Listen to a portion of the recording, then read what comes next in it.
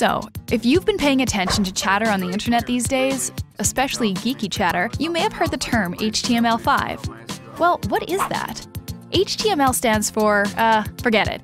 But it's the behind-the-scenes coding language that makes us able to see stuff online.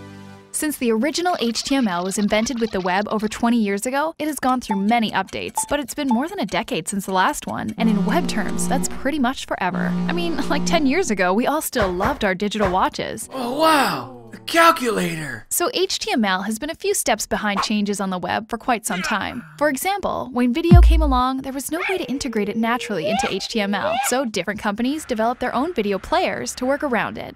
These worked okay, but they were all external plugins, meaning that you had to download them, and this was, well, annoying and potentially risky.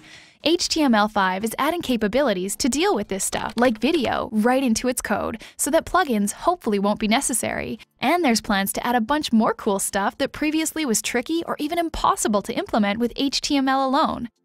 The overall hope is that someday it will create a standard, consistent web experience across all devices and browsers.